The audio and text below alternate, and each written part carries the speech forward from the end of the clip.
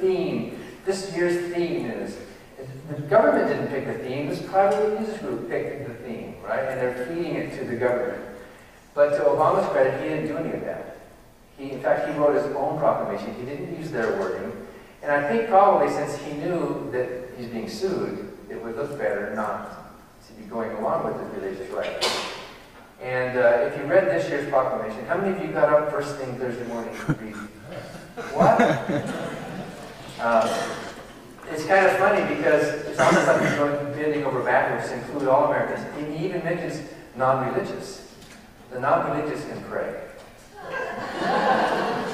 Figure that out. You can read it. I think we have it online. We have press releases on our website that you can find online. But so to Obama's credit, he has not played the evangelical card like Bush and other presidents before have done. But it's still him giving a proclamation. We had oral arguments after all the briefs were submitted in December. We went to Chicago, and we picked two. There's 15 judges on the panel there. Yeah, there's 15 judges total in the Seventh Circuit, and the panel is 3 judges at random. And of 3 judges, we got 2 really bad judges. Bad in the sense that they've never ruled right on state-church separation. Judge Mannion and Judge Easterbrook. And we got a real good judge. She's Williamson, is that her name? Williams.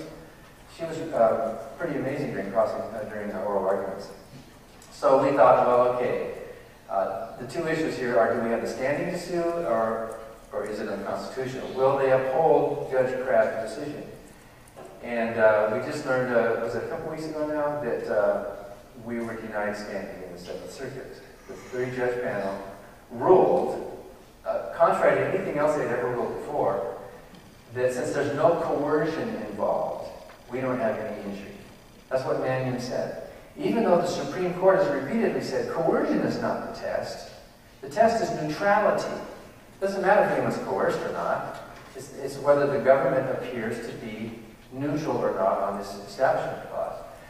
But we think the court was looking for any way to deny us a chance to even try this issue. So right now, we have lost, not on the merits. The court did not say that we were wrong or right. The court didn't say it's constitutional. The court just said, nope, you can't get into court on this. You don't have to stand. And when you ask, well, who does?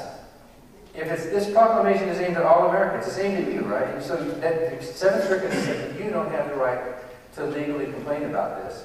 Who does? And Easterbrook, our Mannion, was basically saying, well, probably the only person who could complain then would be the president himself, right?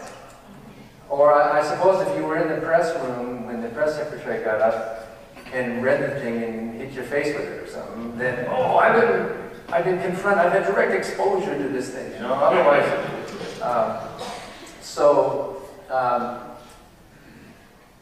the National Day of Prayer happened again this year, and there were rallies, and they were really happy about it. They were happy that we sued because it brought more attention to it now, right? Now everybody knows more about Jesus than if we atheists had just kept our mouths shut.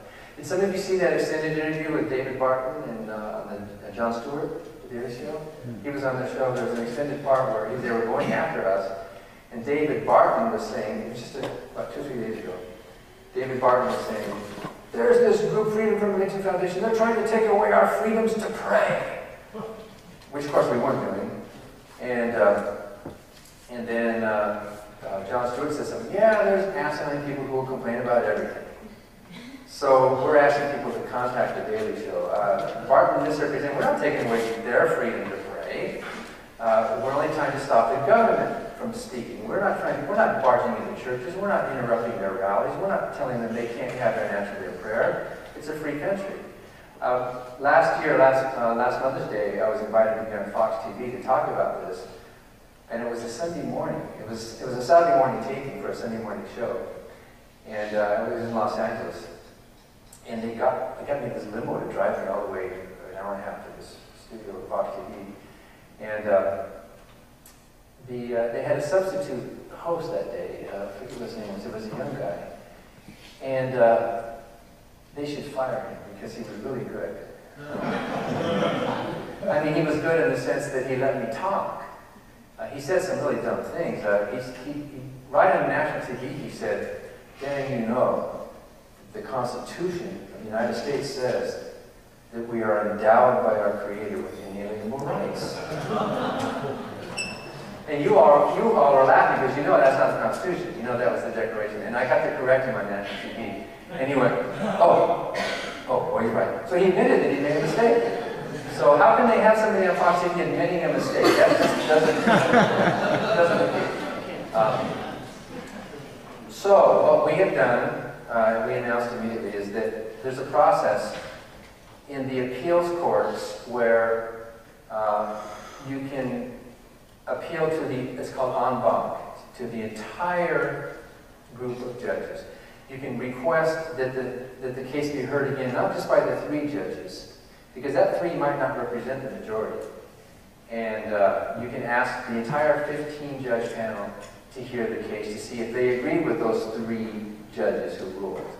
So we're at that process now, and we have another, I think we have 60 days to write a brief in that. So if we lose, then we would have to petition the U.S. Supreme Court. If we win, then what are the odds that the government will petition the Supreme Court? Either way, it looks like the Supreme Court's going to be hit. And maybe you guys have some opinions about the wisdom of going to the current U.S. Supreme Court with a case like this. It's a good question. Should we maybe wait until there's another appointment? Should we wait until the court is more favorable? These are tactical questions that are pretty tough. So none of us knows exactly what Obama's thinking, obviously, on this issue.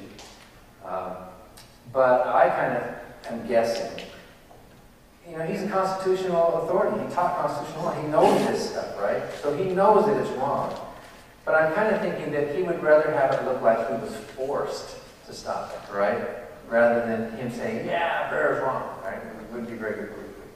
So that's where we're at right now. We're going to file a petition to the en banc questioning this contradictory reasoning. In fact, the judges themselves, the 3 judges who wrote in this thing,